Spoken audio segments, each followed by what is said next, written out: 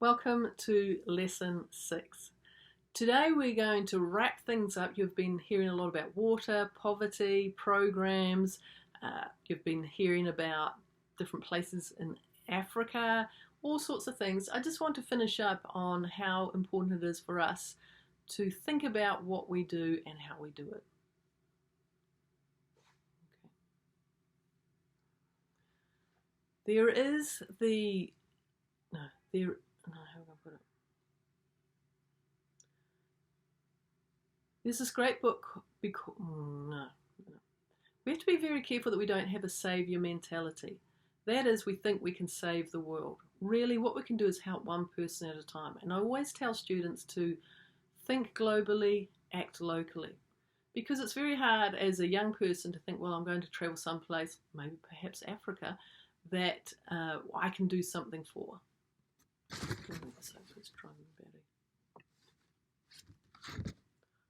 So you have to ask yourself, why do I do what I do? Am I doing it because I want it to look good on my school records or help me get to university? Or am I doing it because I care about people? So I always say, first of all, who is your neighbour?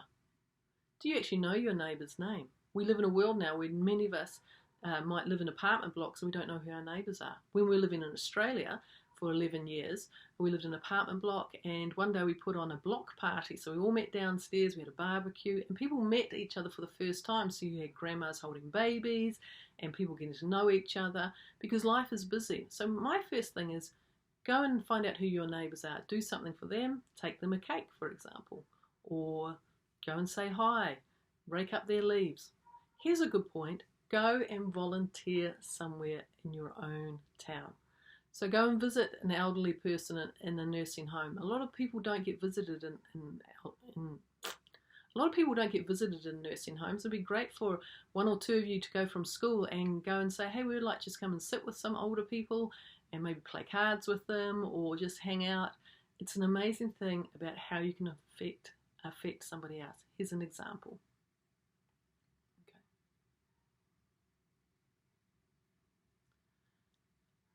An act of kindness goes a really long way. So I want you to think about how this week you can have an act of kindness somewhere, maybe at school, at home, in your neighbourhood. Saying hi to people is a good one. See, people are so busy now that they don't even say hi to each other. So look people in the eye. And in East Africa, there is a hierarchical system so that, there's the boss, maybe a manager, and the workers. And some of the people who work tirelessly and get very poorly paid are security guards. We have security guards everywhere, often in the shopping malls, outside apartment blocks. We have one at night time around our apartment block to make sure the cars don't get stolen and things like that. And sometimes people can feel invisible, but just by saying hello to them, they can go, oh, I do matter. So when we go into a shopping mall, our car is checked for bombs and weapons. We park our car. We go through a metal detector, and there's security guards there with a special security wand to make sure you're not carrying anything metallic on you. And I always look them in the eye and say, good morning, how are you? And they're like, oh, hello, madam. Yeah, I'm good, thank you. So start with a little act of kindness. We are not the saviours of the world. And I just want to share with you how BeyondWater works and how it's good to engage with people. You see, just because you know something doesn't mean that you know everything. And we had a big learning lesson where we had to learn to say, this is a different way of doing things, it's not better. So how does BeyondWater be successful at its projects? Because we are very successful. We're not perfect, but we know what works for us.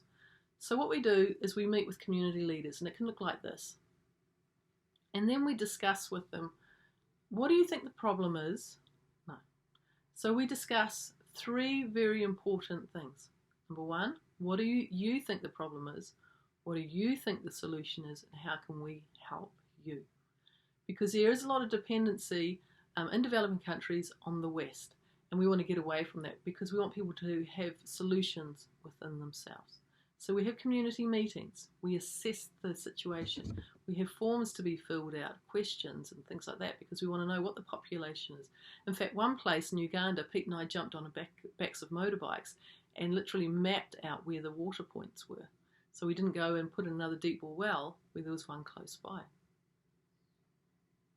I want to tell you a story of one community we went to who were looking for water tanks and guttering for their school. So we drive out and literally is in the middle of nowhere, and the water tank is broken, there's no guttering, so we're not sure how the water tank was even put there. And out in the field was a really large, out in the field was a really large tractor. And we said to the community, look, why don't you sell the tractor and use that money yourselves to do the water tank and guttering? They go, no, because you don't understand what happened. A politician left it here many years ago, and they promised us that if they gave us a tractor and did some grading work, that we could vote for them. And I talked about corruption. And of course they never did. And we said, well, what happened to the tractor? Oh, they just left it. This was years ago. We said, why don't you sell it to bring improvements? They go, oh, we can't do that. There is bees there and they are making us honey. Now logic would say, build a beehive and use the money to bring improvements to the school. But no, they wouldn't do that, because in their thinking, that wasn't the answer. The answer was us as foreigners coming in and giving them something new.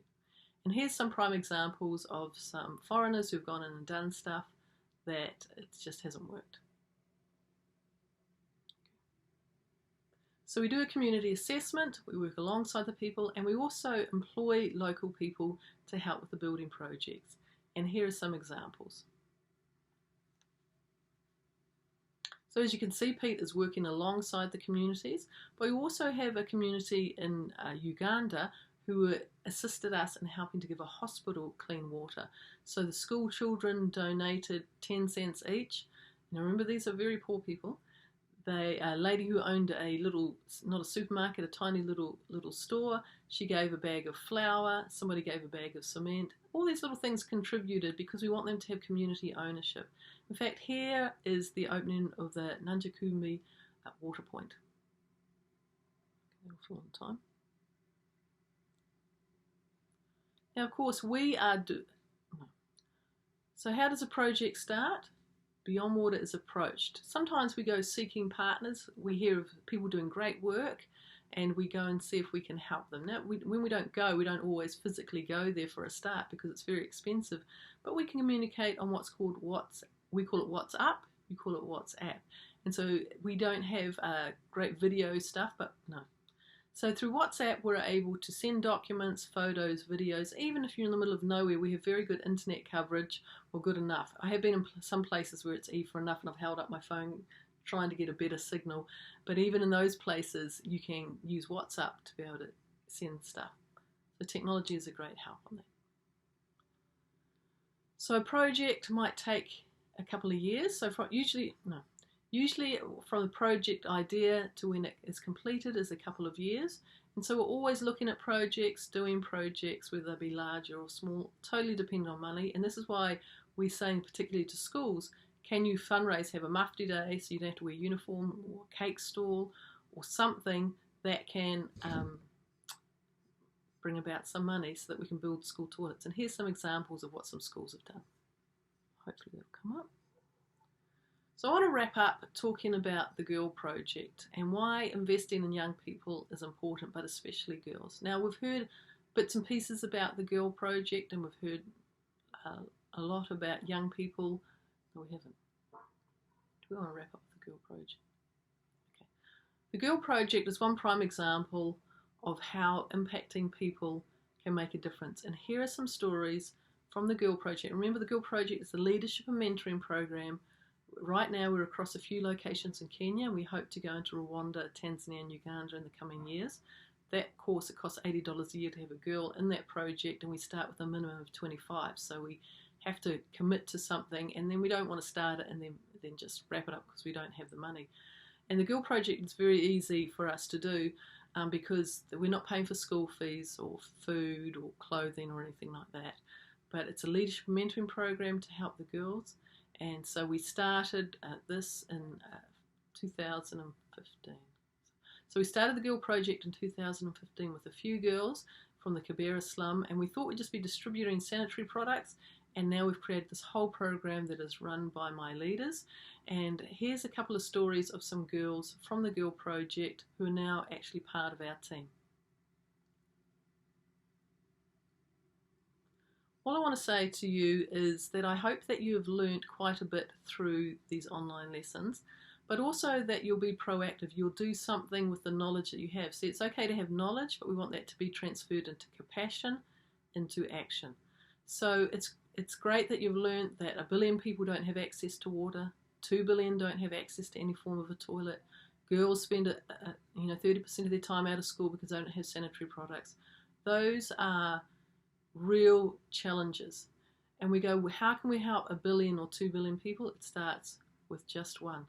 So I'll read to you something that I received from one of the